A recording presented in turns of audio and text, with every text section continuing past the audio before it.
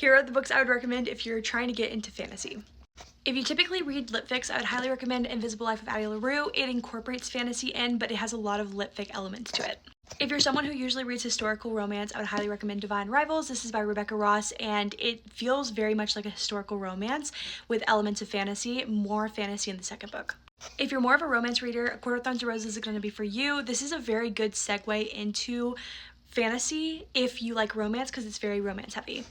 These last three recs are for people who aren't really readers right now, but it's based off of things that you might have liked whenever you're younger. If you liked fairy tales when you were younger, Once Upon a Broken Heart is so whimsical and it has so many fairy tale elements in it, you'll probably really like it. If you like Divergent, Fourth Wing.